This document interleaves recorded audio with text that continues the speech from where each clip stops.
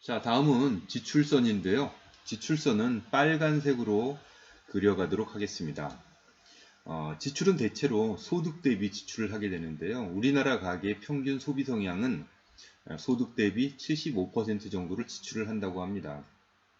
그러니까 홍길동 씨가 4천만 원 정도 소득을 얻는다라면 1년에 한 3천만 원 정도를 지출을 한다라는 이야기겠죠. 그러니까 나머지 차액 1천만 원은 모으는 돈이 되겠죠. 저축을 하거나 보험에 가입하거나.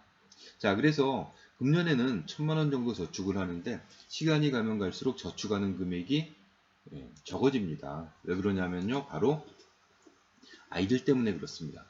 아이들이 지금은 둘 다 유치원, 어린이집을 다니지만 초, 중, 고등학교 들어가면 일단 사교육비, 그 다음에 통신비, 식, 의료비 등으로 해서 저축할 수 있는 금액이 점점 적어지게 됩니다.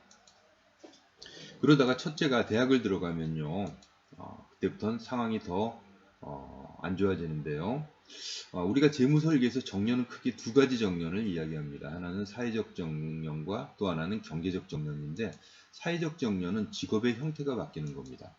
자, 동그라미처럼 직장 생활 하다가 사업을 하시고 또 사업하시다가 완전히 일을 손에 놓는 이런 경우를 사회적 정년이라고 하고요. 경제적 정년은 저축이 안 되는 시점을 경제적 정년이라고 합니다. 우리나라에서 저축이 안 되는 시점은 바로 첫째가 대학을 들어가는 시점부터 저축이 어렵다라고 합니다. 왜 대학생이 되면 저축이 어렵냐 하면요. 일단 기본적으로 등록금이 들어가는데요. 등록금은 우리나라 대학 평균 1년에 800만 원 정도 들어갑니다. 그러면 자녀한테 등록금만 주면 학교를 다닐까요? 아니죠. 입고 쓰고 먹고 하는 용돈과 학원비까지 포함하면요. 한 달에 평균 69만 원, 70만 원 잡으면요. 1년에 역시 거의 800만 원 들어갑니다. 이걸로 끝날까요? 아닙니다. 우리나라 대학생들의 60% 이상이 자기 거주지 외에서 학교를 다닙니다. 그러니까 기숙사나 자취나 하숙 등 유학을 하게 된다는 거죠.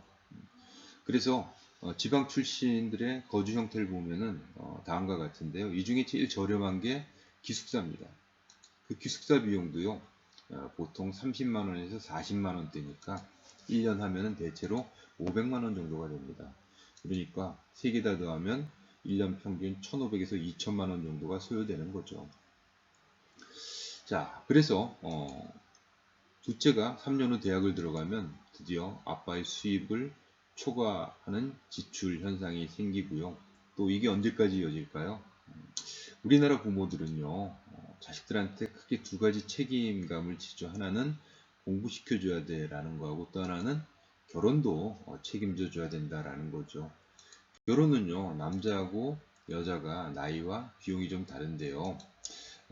결혼 전문 업체 통계를 보면요. 한 쌍의 결혼 비용이 2억 5천 정도 들어간다고 합니다. 그 중에 72%가 주택 비용으로 들어가는데요. 2억 5천을 남자가 1억 5천, 여자가 1억 정도 부담을 하고요. 남자의 경우 이 중 본인이 벌어가는 경우가 5천만 원 정도. 부모가 서포트 해줄 수 있는 부분이 한 1억 정도인데요. 부모가 저런 경제적인 능력이 없다라면 빚을 내겠죠. 만약 부모가 빚을 낼 능력도 없다라면 본인이 빚내서 결혼해야 될 거고요. 만약 본인이 빚낼 형편도 안 된다라면 결혼이 점점 늦어질 수밖에 없는 거죠. 자, 그래서 두 자녀를 모두 출가시키고 나면 드디어 지출이 뚝 떨어집니다. 그럼 이제 애들도 다 보냈고 모든 게 끝났구나 싶지만은 60대 중후반부터 지출선이 크게 올라갑니다. 왜 그럴까요? 바로 노후생활비와 노후료비 때문에 그렇습니다. 노후생활비는요, 또 기본생활비와 활동생활비로 나눠지는데요. 기본생활비는 그냥 먹고 입고 하는 거고, 활동생활비는 취미활동이나 여가활동으로 들어가는 비용을 이야기합니다. 의료비는요, 또 기본의료비와 간병의료비로 나눠지는데요. 기본의료비는 뭐 고혈압, 당뇨와 같은 만성질환으로 들어가는 비용인데, 우리 65세 이상 어르신들의 만성질환 보유율이 세계 이상 보유율이 무려 63%나 된다고 하죠. 그리고요, 노인들이 일주일에 한 번 이상 병원에 간다라는 신문 기사도 있고요. 심각한 수준의 노후료비 부담이라는 내용인데요. 앞으로 노후료비는 계속적으로 증가할 걸로 이렇게 봐지고 있습니다. 그래서 노생활비는요, 대체로 나이 드실수록 줄어듭니다. 반면에 노의료비는요, 일정 부분 완만히 증가되다가 나중에 돌아가시기 전에는 급증을 하는 형태로 보여지게 됩니다. 자, 그래서 이걸 준비할 수 있는 수단이 바로 연금이죠. 연금은 크게 공적연금, 퇴직연금, 개인연금 이렇게 나타낼 수 있는데, 지금 현재 받을 수 있는 평균 금액이 이 정도 됩니다. 다 합쳐서 한 85만원 정도 수준입니다. 그런데 은퇴 후 필요한 월 생활비 수준이 얼마쯤 됩니까? 라고는 설문에 많은 분들이 한 200에서 300은 있어야 된다라고 답하셨습니다. 최하 200은 있어야 된다라고 하신 분들도 30% 이상이 됐고요. 그런데 현재는 이거의 한 3분의 1 정도밖에 안 되는 85만원 밖에 안 되는 거죠. 그러니까 나이 드실수록 빈곤율도 급격하게 올라가고 있습니다. 그리고 또 경제적으로 대체할 수 있는 수단이 보험인데요. CI나 LTC나 질병보험 이런 부분들이 해당이 되는데, 연령별 가장 기본적인 암보험 가입자 수를 보더라도요, 나이 드실수록 암보험 가입률이 점점 낮아집니다.